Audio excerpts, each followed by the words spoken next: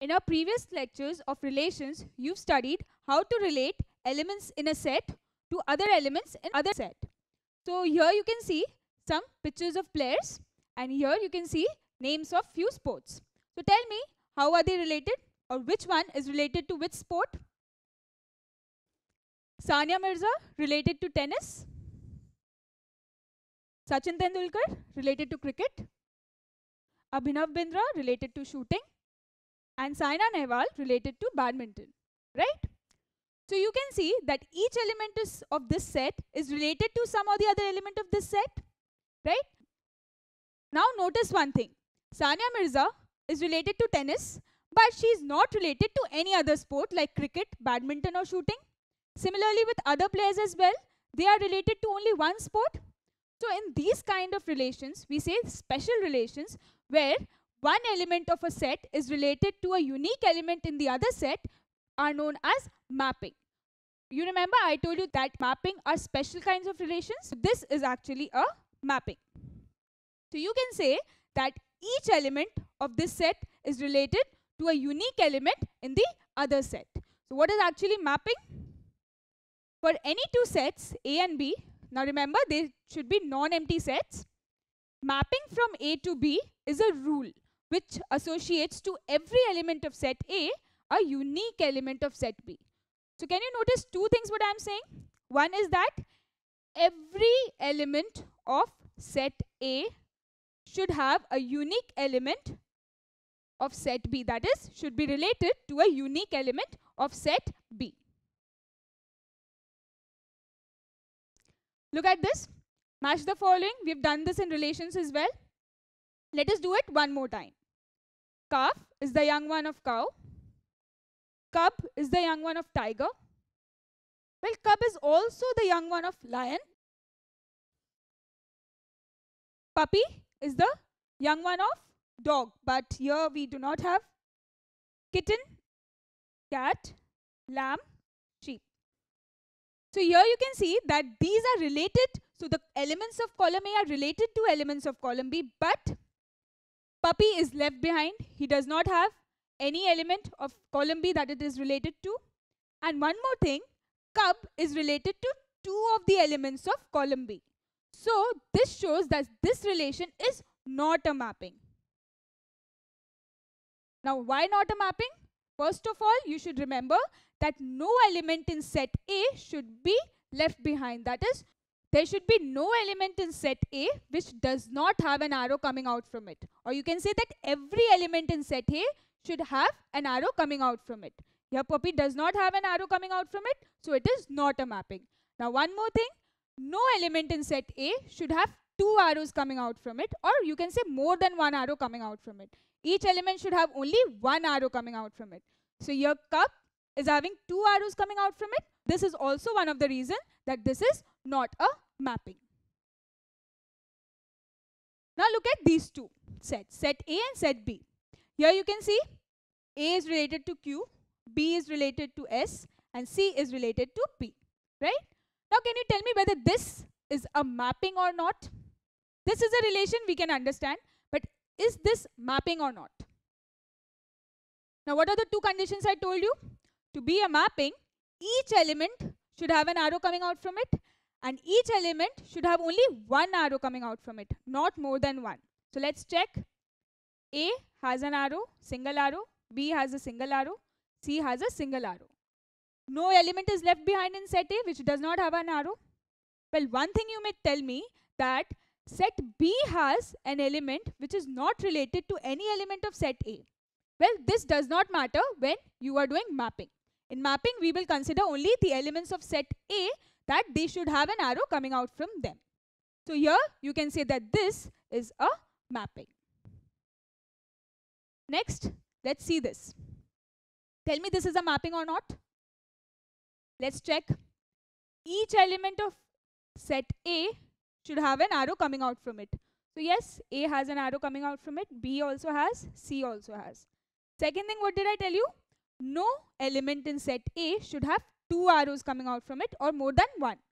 So here, each have single arrows only. But one thing you may see that two elements are related to one element of set B. Two elements of set A are related to one element of set B. Well, this is not a problem. The problem is that no element should have two arrows coming out from it. Now, one thing I tell you that these, that is set B, the elements in set B are known as images of the elements in set A, and that is why the elements in set A are known as pre-images. So you can say that two pre-images can have one image, but one pre-image cannot have two images. So this is a mapping. Now tell me this, whether this is a mapping or not.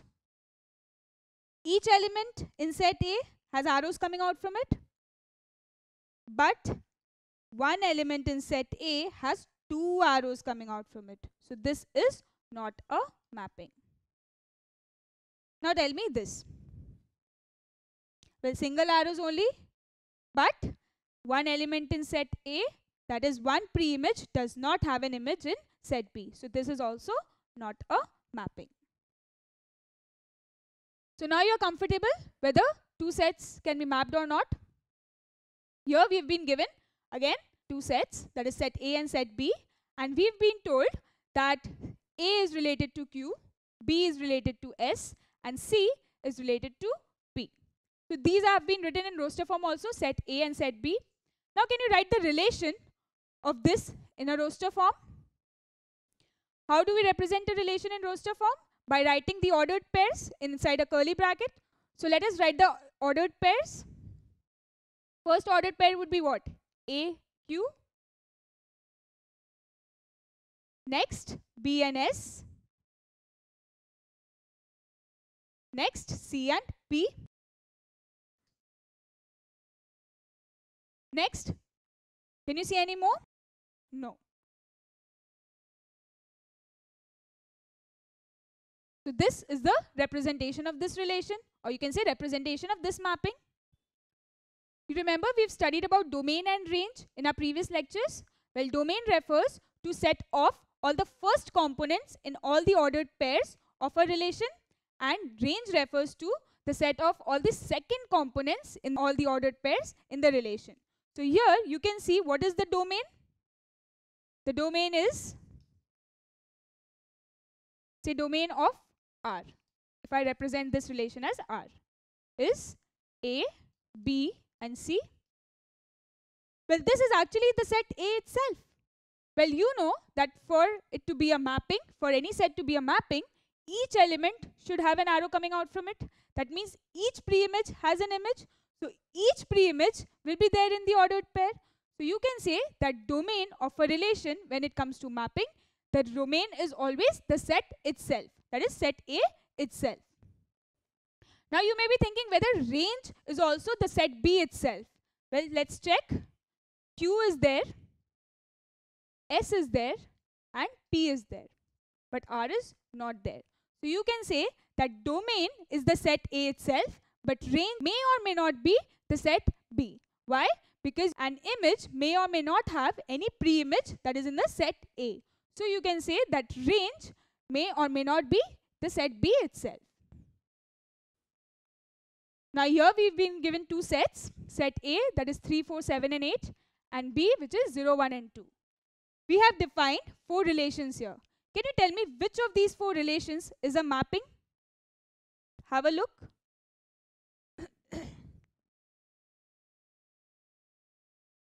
For a relation to be a mapping, so what are the two conditions for mapping? Each pre-image should have an image, and no pre-images can have two images. So tell me which of these four is actually a mapping. Let us check the first one. 3, 1, so first element is present. 7, 0, so third element is present. And 8, 1. Well, we have a missing element. 4 does not have an image. So you can say that 4 is a pre-image which does not have any image in set B. So this is not a mapping. Well, this is a relation but not a mapping. Next, 3 is present. 4 is present. 7 is present. 8 is present. So one condition is fulfilled. Each pre-image has an image. So well, 3 is connected to 0. 4 is connected to 1. 7 is connected to 0 again. And 8 is connected to 1. No pre-image is repeated. So this is a mapping. Next, relation 3. 3 is present. 4 is present. 7 is present. 8 is present 2 times. What did I tell you? No pre-images can have 2 images. Here, the pre-image 8 has 2 images, 1 and 2. So this is not a mapping. Next, we have one more. 4. Okay, 4 is present. Let's mark it with another color. 4 is present. 7 is present. 8 is present. Again 4 is present. So you can see again one pre-image is repeated. So this is also not a mapping. So now you are comfortable? Recall, what are the conditions to be a mapping?